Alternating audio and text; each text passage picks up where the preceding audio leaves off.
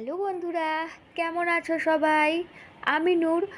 আর আজকে আমি আমার গাছগুলোর একটু পরিচর্যা করলাম, গাছগুলোকে একটু কাটিং করে দিলাম। যেহেতু আমার গোলাপ গাছগুলো অনেক বড় হয়ে গিয়েছিল, তো আমি ইউটিউবে আজকে সার্চ করেছিলাম কি গোলাপ গাছে ফুল না এলে কী করতে হয়।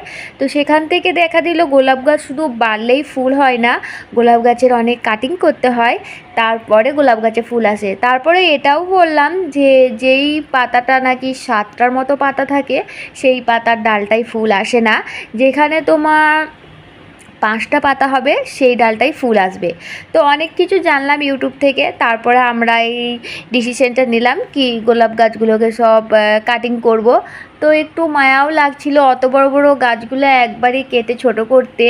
তো কোনো ব্যাপার নয়, গোলাপ ফুল চাইলে আমাকে কাটতে হবে, কাটিং করতে হবে। তো পুরো মাথার মুন্ডিটা গোটাটাই কেটে দিয়েছিল।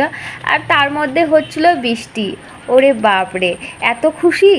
তো বৃষ্টির মধ্যে ভিজে ভিজে আমরা এই কাজগুলো করছিলাম। এই দেখে এখানে আমি দেখাচ্ছি, এই যে 7টা করে পাতা আছে, এই পাতা এই ডালগুলোতে ফুল আসবে না।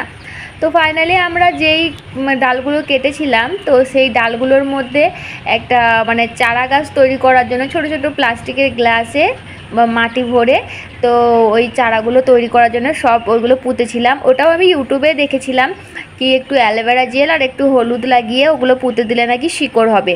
তো ইউটিউবে দেখে ওটাও করলাম। তো ছোটো ছোটো গ্লাস জোগাড় করে সেগুলোর মধ্যে ওইগুলো সব পুঁতে দেখি শিকড় হয় কি না। তো আমার হাজব্যান্ড অবশ্য আমাকে বলল কি দেখো এগুলো যদি না হয় তো তোমাকে পিটাবো, এত কষ্ট করে করাচ্ছ। তো আমি বললাম ঠিক আছে তাই হবে। আর এই যে আবার ভুট্টা গাছগুলোতে দেখো সুন্দরভাবে কত সুন্দর ভুট্টাগুলো হয়েছে।